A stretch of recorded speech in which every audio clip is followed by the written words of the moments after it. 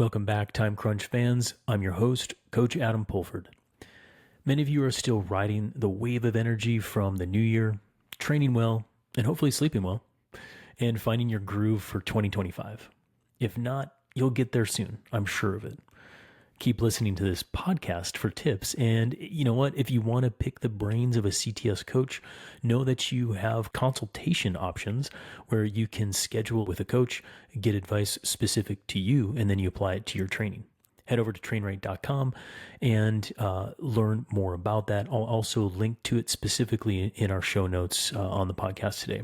Any listener can also write into the show here and ask any training related questions that they want. I'm getting many of those coming in each week now, and most are focused on, what intervals are best to do, how much more should they do, and yep, good old zone 2. I love it. And more of those Q&As will be coming out soon. But between all of those questions and listening to athletes I ride with and athletes that I coach and work with, I felt the need to do a short podcast on maybe the number one tip to have a great year of high performance training and racing. That tip is to learn how to get yourself fresh and ready for the days that you want to have good legs versus just training through it because the program says so. My main point is when you're going into a big race, a big ride, or a big block of training that's going to stress you more than you're used to, you're better off freshening up versus training through it for some future fitness outcome. More specifically, anytime that you want the most out of yourself, being more fresh, if not fully recovered, is a better approach versus being tired or training through something to keep the training effect flowing. So let's unpack what this means in hopefully just a few short talking points. So first and foremost, when you want the best performance at some event, go in fresh. This means for training camps, races, big days on the bike, etc. Now, this may seem obvious, but many get it wrong. Whether it's their own insecurities or lack of awareness on how training works, I see so many athletes training pretty hard leading up to these big days, and they show up with stale legs or not having as good of a day as they maybe expected or wanted. And when things don't go their way, they often say, well, I'm training through it. Okay, fair enough. Time and place for that, and we'll explore it more here in just a little bit, but maybe let's have a reminder of how training actually works. Stress plus rest equals adaptation. What that means is if you do training and then you rest adequately from it, you will form an adaptation, which is usually you get more fit of some kind. Okay. Now, if you are more fresh for key days of training and to get training stress, okay, you'll have a higher dose of training from volume intensity or some combination of the two, and we call that training stress. On Training Peaks, that TSS score, that's really what we're talking about or trying to quantify. If you get in more training stress, then rest, you will get more adaptation. That adaptation is faster, stronger, more endurance, more resilience, and these are everything we're in the pursuit of as endurance athletes. So if you are more fresh, you'll get in more training stress, more training effect, and you'll get more adaptations. Now, fresh is key for performance, and I don't think anyone listening here would argue with me on that overall advice. But how many of you listening have had a race where you just imploded or failed or suffered completely when you didn't have to because you did too much the week of leading into the race because you were feeling so good? Yeah, I have. I'll raise my hand. Like not that many months ago even. It was terrible, okay? Because I was feeling so good leading up to it. I was having fun in training, so I just overdid it, right? Overcooked myself. And then I suffered for it the day of that race. Many of us keep grinding away, thinking that even 5 days out from whatever event, all that training that we do will help us on the weekend. And it won't. It only adds to our overall fatigue, especially if we're going hard. Now, you don't have to stop training. That's not what I'm saying. But a reduction of training load can help us freshen up going into a big day where we want good legs or high performance or a great result. Now, I'm not advocating for a full on taper mode for the Saturday group ride, but learning how to bring yourself in fresh to the day where you want it, when you want it, is what I'm advocating for. This is a huge skill as an athlete and a big part of the art of coaching. So, how do you freshen up for something? First, get your sleep dialed. I always say if you're sleeping well, you can do anything well. So, this advice is really everyday advice. But in this case, it's definitely 3 to 4 days out advice. Sleep is king if you want to be fresh. Now, for something bigger than we're used to, so if we're going to freshen up for something bigger than we're used to, beyond the local group ride, beyond the 90-minute with interval sessions that we do midweek, I'm talking about a long weekend training camp with friends or teammates or something like that, a big 3-4 day block, or maybe it is your first big long ride of the year with friends. That's maybe 5 or 6 hours if you're trying to deepen the long ride and you have that time. What this means for most of us is reducing training volume and load for only about 3 or 4 days leading into something that big is what you need to do to freshen up. For example, 4 days out, you take a rest day. So you take one rest day and then 2 to 3 days leading in, all you're doing is riding easy endurance miles where you reduce your total volume per session by 15 to 25% of your normal ride. What translation on that is, if you're used to doing 90-minute training sessions, just whittle it down to around 60 minutes and keep it to zone 2 for this little 2 to 3 day time window leading up to the day where you want to have good legs. Simple, effective. Learn how you get fresh. So it's not a taper, okay? It's not a full-on recovery week either, per se, but a short block of time that allows your muscles time to recover, regenerate muscle glycogen, and let your central system charge back up briefly.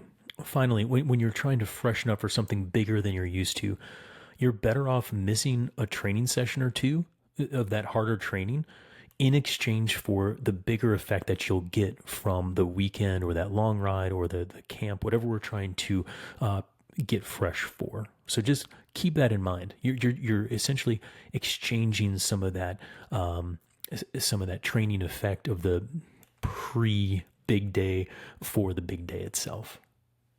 I hope that makes sense. Now, let's talk about something that you're used to that's challenging, but maybe we don't have to freshen up as much. Okay. The local group ride, the Saturday group ride is a great example of this. Now, this is more in line with just train through it, where you don't need 3 or 4 days, but maybe take that day before and go easy or take it completely off. Because what we're trying to do, if that group ride's hard for you, if you normally maybe get dropped, or if it's just like you're on the couch for the rest of the day after you do it, you want to show up fresh so you don't get blown out, so that you don't just suffer like a dog through it. Okay. Now, and again, this seems like common sense, but hey, people are asking about this, right? So my advice here is go easy the day before, and that may get a good night's sleep, better night's sleep the time or the day before that. And really what you're doing is learning how to freshen yourself up so that you're ready to rip on the day where you want to. That's the art here. Now, I do this with the majority of my athletes, and I find it usually far more effective than, say, intervals the day before and doing the group ride on tired legs. Now, there's a time and place for it, like I've said before, but not all that often. However, since I've been saying there's a time and place for it, let's talk about the times and places. So here's a couple examples of when you would want to do training on tired legs. First one is during an interval block itself. So an interval block, typically what I mean when I say that is 2 to 3 days of back-to-back-to-back intervals or some sort of specific intensity or overload of progression. So, come in fresh, hit it hard on day 1. Day 2, you're probably going to be fatigued. Day 3, you'll be fatigued, but I'll tell the athlete to keep pushing, keep overloading. That's training. Okay. So there's a good example of training on tired legs. Second example is during the training camp itself. Okay. Say it's a 4-day training camp, day 2, 3, and 4, you're going to be sizzled. You're going to be cooked, but keep going, keep doing the miles, get the training done. Train on tired legs. And then maybe another example that resonates for most of us here is you do this Sunday long ride after a Saturday hard group ride. But what we'll talk about in a few minutes is all about how you come into these days that are really key if you're going to be training on tired legs. So more on that here in a minute. So another example of when you want to come in fresh is when you're starting a new training phase. Don't get me wrong, the whole point of training is to get tired through exercise, then you rest, then you get better. Remember, stress plus rest equals adaptation. So you'll be doing some of these training sessions where you're not 100%, and that's all part of the endurance ball game. If you're moving along in your base building season, for many of us that could be happening right now, and maybe you didn't get in all the exact workouts in at the right time or in total, but your program calls for starting on a higher intensity or maybe like a threshold phase of training soon. My advice is take an easy week before starting the new phase so that you're more fresh and ready rather than stale and tired. So if you're going on that base building, you're like, you know what, I've got this time. I'm going to sneak in these few workouts and then just start that next phase right away. I'd advise against that. Take a full recovery week, okay? And so an example of a full recovery week here would be Monday and Friday is rest day. Tuesday, Wednesday, and Thursday are easy endurance rides, anything from 45 to 75 minutes. Again, I would say whatever your normal duration is, reduce that by 15 to 25%. And that's going to be good for the midweek ride sessions. And then finally on the weekend, do your normal volume. I'd say watch the intensity, don't go hog wild.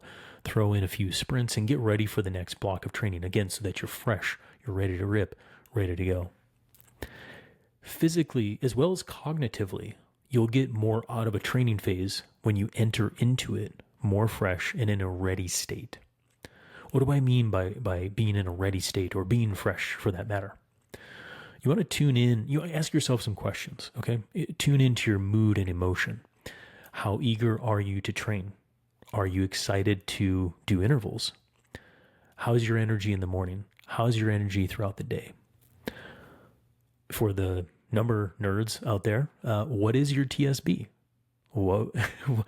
Training stress balance. It's the form number when you open up your Training Peaks app on your phone. It's a little yellow number. Okay, is it going from negative to positive, or is it at least going from more negative to less negative? Okay, because that shows us how you're adapting to your training. Are you becoming more fresh mathematically? This is all hinged and based on TSS points. And for those who are confused about numbers or don't like the numbers, no need. Ask yourself some of those other qualitative questions, and you'll start to learn how you're fresh and when you're ready. And all of these signs are indicators of freshening up so that you can increase your readiness to train if you have improved motivation, increased mood, and you're excited to train. It can be as simple as that. Finally, my last piece of advice is this. When you want your best plan, build recovery into the program itself. One way to stay ahead of all this fresh versus tired, or when do I train through versus rest up questioning, is to simply have a good plan that's built with recovery periods. Do this well, and you'll know when and why you're pushing and when to let up. How I do this with my athletes is I get the race schedule, okay? And I get it mostly set by January or so if we have race dates. And I put those races in Training Peaks. I work with the athlete to prioritize the races from A, B, and C, maybe even lesser categories. But in general, A priority races are the top priority. This is when you want to be at your best for the year. B priority races are the medium priority when you want to do well, but you don't need to be your best. And finally, C priority races are the lowest priority. These are training races and events where you want the training effect from. Maybe you have to show up. A bunch of friends are going, and you're just doing it for fun and getting some fitness.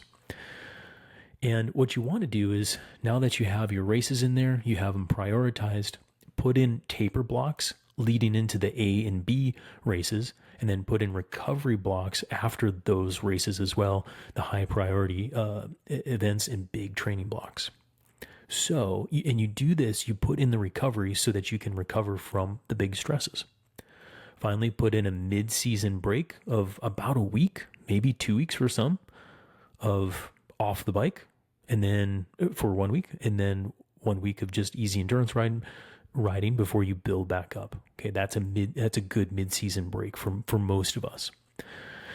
Finally, put in that year transition phase, which can be another 2 week block, like the mid-season block, or maybe a little bit longer if you're a high volume athlete. Taking a month of detraining is completely appropriate. From there, you work backward to plan your training phases and to know when you're doing intensity, why you're doing it, knowing when to push and when to let up. So, quote unquote, training through something has its time and place, such as those C priority races, normal training sessions like I described, and maybe the local group ride. But if the thing that you're doing is bigger than you're used to, or if you just want really good legs on a given day, my advice is to go in a bit more fresh than tired, and you'll get way more out of it. You'll get more training effect, you'll get more of the fun factor effect, and you'll learn how you actually freshen up. And learning this lesson of learning how you as an individual freshens up for a good day on the bike, that's worth its weight in gold. So when in doubt, go in more fresh for better success. Finally, to take this thing home, I'll say this. Anyone can train themselves into the ground and then complain about it on race day. It takes skill, patience, and art to freshen up and have a good day on the bike when you want it. So, and finally, I hope that some of the advice I provided today helps you along your journey of figuring out how to freshen up for those good key days and just how to train right. That's it. That's our show for today. Remember, this podcast is for you, our listeners. So if you have any questions for me or the team at CTS, head over to trainright.com/podcast, click on Ask a Training Question, and submit your questions there. We'll do our best to answer it on future episodes. Thanks again, and don't forget to come back next week for more actionable training advice.